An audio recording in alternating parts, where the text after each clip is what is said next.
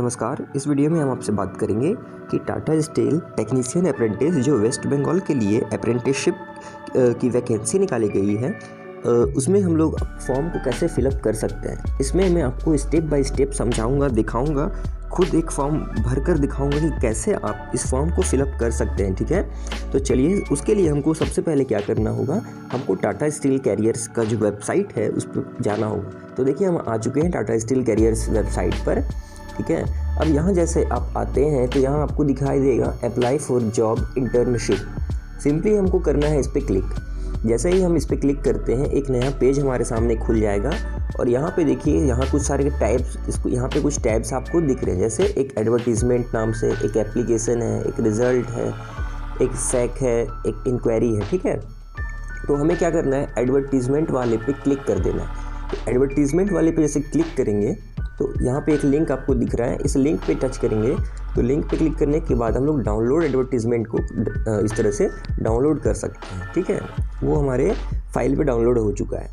खैर अभी हमको क्या करना है, एप्लीकेशन को पढ़ने के बाद हम इसको अप्लाई कर रहे हैं। तो इसके लिए आपको क्या करना होगा, इस एप्लीकेशन पे आएंगे, इस पर क्लिक करेंगे। इस पर क्लिक करने के बाद जैसे लिंक खुला, लिखा हुआ है engagement of apprenticeship HMC location west Bengal. याद रखिएगा ये वैकेंसी सिर्फ जिनका डोमिसाइल वेस्ट बंगाल का है वही भर सकते हैं और ये सिर्फ गर्ल्स के लिए है, ये सब सिर्फ लड़कियों के लिए ही, ध्यान रखिएगा। ठीक है, अब इस पर हम क्या करेंगे, क्लिक करेंगे।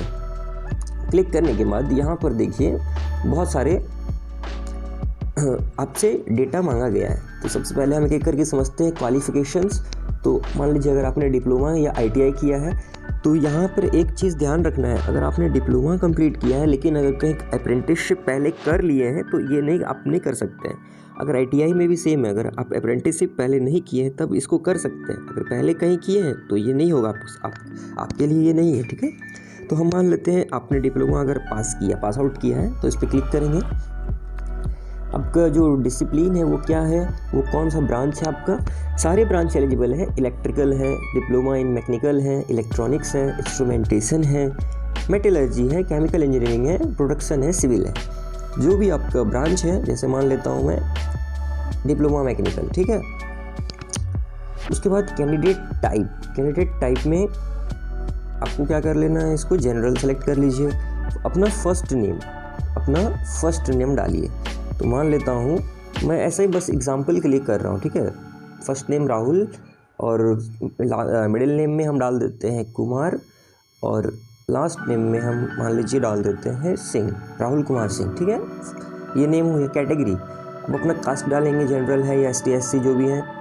जेंडर आपका तो गर्ल्स होना ही चाहिए। ठीक है, उसके बाद अपना डेट ऑफ बर्थ यहाँ पुट करना है, तो डेट ऑफ बर्थ भी डाल देता हूँ मैं। अब डेट ऑफ बर्थ कब से कब होना चाहिए, याद रखिएगा कि डेट ऑफ बर्थ जो है वो आपका कम से कम 1996 से लेकर 2003 के बीच में होना चाहिए। 1 दिसंबर 1996 से लेकर 2003 के बीच में होना चाहिए, तभी आप इसके लिए एलिजिबल हैं। और ST SC के केस में 1993 से लेकर 1 दिसंबर 1993 से लेकर 1 दिसंबर 2003 के बीच में होना चाहिए। ठीक है, तो चलिए हम मान लेते हैं अपना 2001 हो गया। अब यहाँ पे देखेंगे तो बोला गया आधार नंबर, तो अपना आधार नंबर दे दीजिए। अपना हम देखिए भी अपना आधार नंबर डाल देते हैं।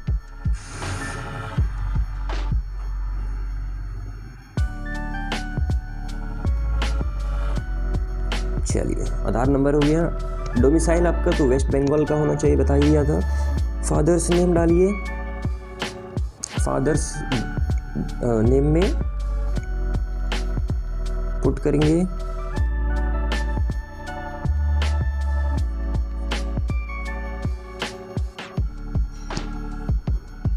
चलिए डोमिसाइल सर्टिफिकेट का नंबर जो होता है वो आपको पुट करना पड़ेगा।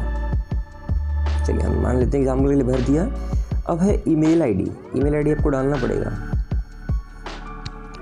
तो इस तरह से सारा डिटेल आप एक एक करके भर लेंगे, ज़्यादा कुछ इसमें टफ है नहीं। डोमिसाइल सर्टिफिकेट नंबर के प्लेस पे ही डालेंगे। डोमिसाइल आपका वेस्ट बंगाल का होगा। अपना ईमेल आईडी, अपना address, landline number, mobile number, pin, state, district सारा डालेंगे। एकेडमिक क्वालिफिकेशन में 10th का डालिए, अगर 12th आपने किया है तो ठीक है, नहीं तो छोड़ के उसको डायरेक्ट टेक्नीशियन क्वालिफिकेशन में डालेंगे। टेक्निकल क्वालिफिकेशन में अपना कहाँ से, किस कॉलेज से आपने डिप्लोमा ITI किया है डालना है। Trade branch of engineering registration number डालना है या रोल नंबर डालना है। पीरियड कब से कब तक किया है, एग्रीगेट मार्क्स कितना आया है। इतना करने के बाद आई अग्री पे क्लिक करेंगे और एक बार नीचे आना है और यहाँ भी एक आपको डेटा प्राइवेसी पे क्लिक करके आपको फाइनली यहाँ जो दिख रहा है सबमिट बटन, इसको क्लिक कर देना है। और सबमिट करने के बाद क्या होगा, आपको 250 रुपये का पेमेंट करना पड़ेगा, 250 का एक पेमेंट करना पड़ेगा। आप वहाँ से डायरेक्ट गेटवे पे जाएंगे और 250 रुपये का पेमेंट करेंगे और अपना एक्नॉलेजमेंट का प्रिंट आउट ले लेंगे। यही प्रोसेस है बेसिकली, ज़्यादा डिफिकल्ट तो है नहीं।